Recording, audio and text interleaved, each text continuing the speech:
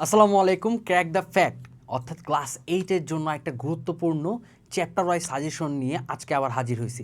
So তোমরা অনেকে বলো যে ভাইয়া চ্যাপ্টার 9 সায়েন্সের চ্যাপ্টার 9 বর্তনী ও তড়িৎ চলতড়িৎ এই চ্যাপ্টারে কোনটা কিভাবে পড়া উচিত, এইটা তো একে তো ভালো মতো বুঝি না, সেকেন্ডে হচ্ছে আবার পরীক্ষায় দিলে এইটাও ভালো মতো অ্যান্সার করতে পারি না। অর্থাৎ প্রথম কথা একে তো বুঝি না, বুঝে পড়ে গেলেও পরীক্ষার হলে ভালো মতো অ্যান্সার করতে পারি না। সো আজকে আমি এই টোটাল চ্যাপ্টারে একদম শর্ট টাইমে কোন টপিক থেকে কিভাবে কোশ্চেন আসতে পারে, কোন টপিকে বেশি ফোকাস করা উচিত, এক ভিডিওতে সব কিছু অ্যানালাইসিস করে দেখাবো। সো চলো স্টার্ট করি।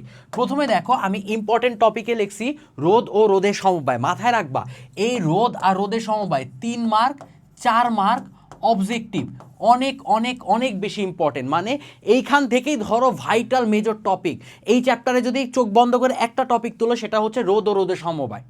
অর্থাৎ এই রোধ ও রোধের সমবায়ের মধ্যে কিন্তু দুইটা আছে, একটা হচ্ছে সিরিজ আর একটা হচ্ছে আমাদের প্যারালাল। ঠিক আছে, সিরিজ আর প্যারালাল এই দুইটা কিন্তু ভালো মতো তোমাকে করতে হবে। এরপরে তোমাদের আছে ওহমের সূত্র।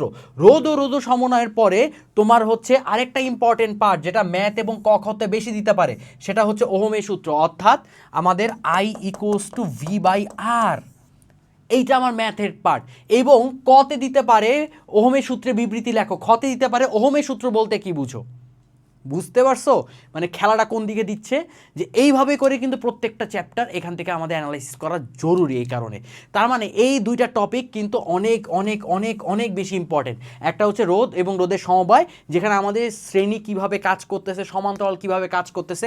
আমি কিন্তু আমাদের যে ক্যাপ আছে কমপ্লিট একাডেমিক প্রোগ্রাম, ঠিক আছে, এই ক্যাপে কিন্তু আমি একদম হাতে ধরে আমি জিনিসগুলো শিখাই দিছি যে শ্রেণী কিভাবে বুঝবা, সমান্তরাল কিভাবে বুঝবা, এইটা আমি ক্লাস নিয়েছিলাম। সো আমি এটা হাতে ধরে শিখাইছি। তো তুমি যদি ওইখানে হয়ে থাকো তুমি চাইলে এইটা একটু ভালো মতো দেখতে পারো, এবং দেখলে আশা করি সিরিজ প্যারালাল শ্রেণী বর্তনী সমান্তরাল বর্তনী এটা আর কোনো প্যারা লাগবে না।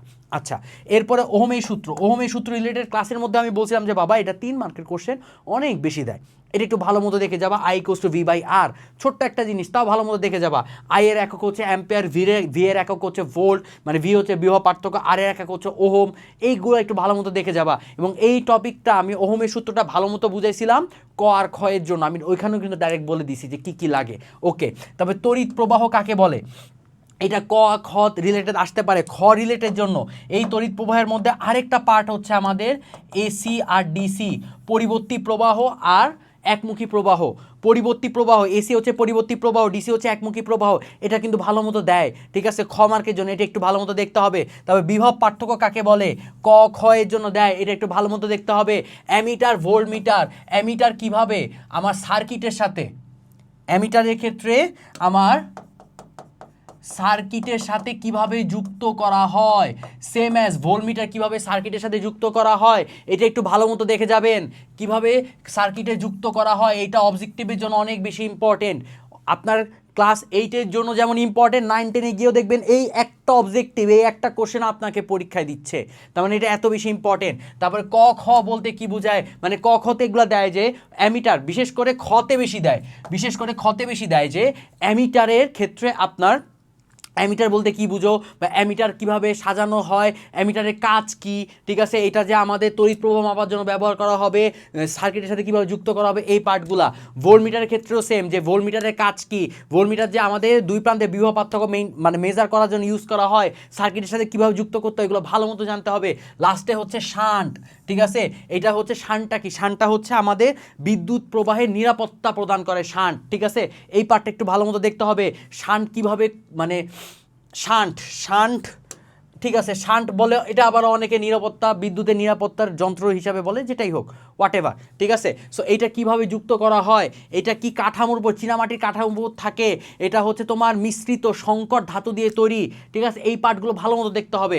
সো এই যে এই চ্যাপ্টার 9, আপনারা অনেকেই বলতেছিলেন যে চ্যাপ্টার 9-এর এই টপিকগুলো একটু ক্র্যাক ডাউন করে দেন, একটু ক্র্যাক করে দেন যে ভাই কোনটা কীভাবে পড়তে হবে যাতে ভালো মতো পড়তে পারি।